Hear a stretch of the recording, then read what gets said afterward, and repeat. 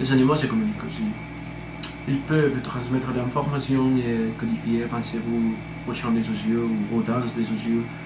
Mais cette information, cette communication qu'ils transmettent n'est pas consciente. L'homme peut codifier l'information et l'employer à son avis. On trouve ainsi des arts de paroles, des signifiances, des conceptualisations qui permettent de construire de nouveaux réalités au monde social et de nouvelles relations avec les autres, des sortes plus complexes. À mon avis, je dirais que cette idée peut être mieux exprimée par la théorie de Paul Rice. Rappelez-vous qu'il nous disait que tout acte communicatif humain doit avoir comme élément principal une intention. Cette intention est rationnelle, car quand on l'en fait, on utilise des moyens linguistiques et pragmatiques pour évoquer la réponse cherchée dans l'interlocuteur. On considère qu'il est capable de comprendre et de décodifier l'information comme être rationnel qu'il est. Quelque mission occasionnelle doit avoir une intention pour pouvoir être compris. Les chants des oiseaux ou des baleines ne sont pas actes communicatifs dans ce sens, car ils ne sont pas construits rationnellement. C'est la clé. Ils ne communiquent qu'en état de réaction instinctive. C'est la différence entre la communication humaine et la communication animale. Les humains utilisent des outils linguistiques pour communiquer, état mental complexe. Les animaux ne font que suivre ces instincts.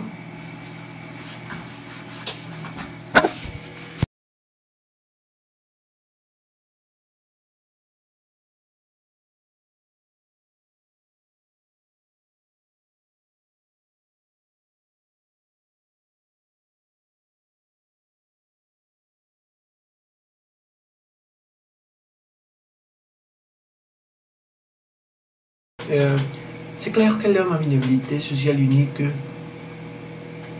car l'homme est capable de construire une culture.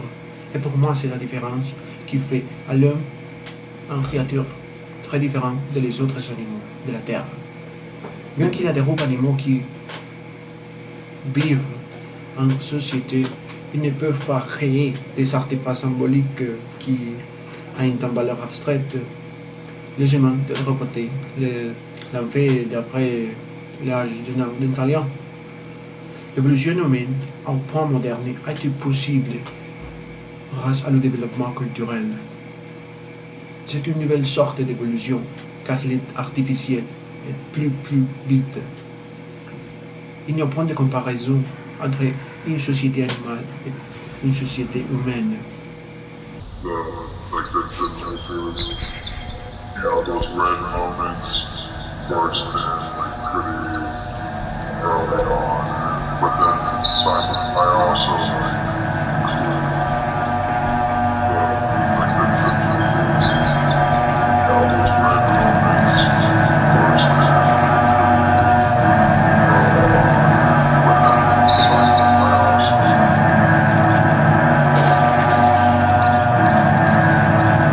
Blessed.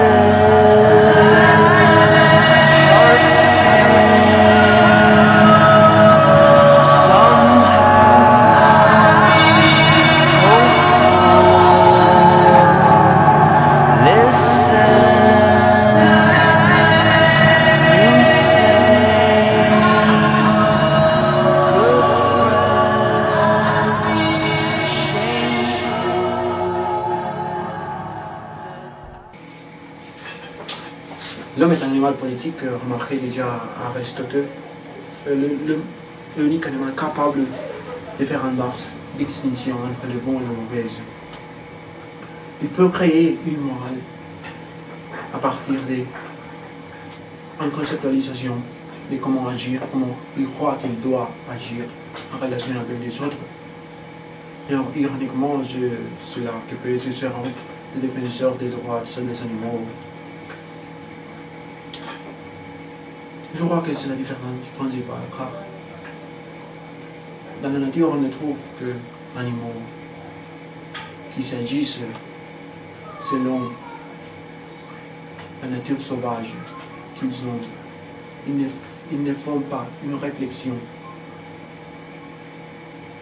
qui peut les aider à se conduire comme être raisonnable et qui font en réflexion sur lui-même.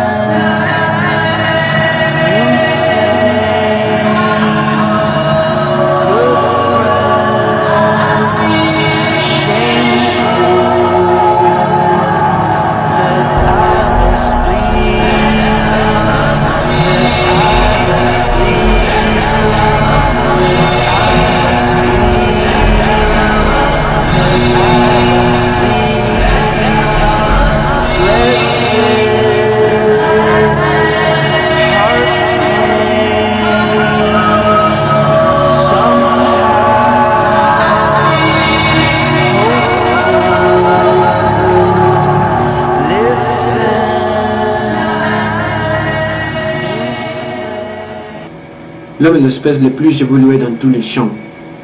Bien si l'homme ne peut pas imiter avec son corps la capacité respiratoire des baleines, la vélocité des fiers et des lapins, le vol des pigeons et des aigles, il peut construire avec son intelligence quelque chose qui peut aller au plus améliorer ses caractéristiques naturelles. Ma thèse, c'est que l'homme est le sommet de l'évolution. Toute la nature peut être comprise comme un chemin qui cherche à construire quelque chose si parfait comme l'homme.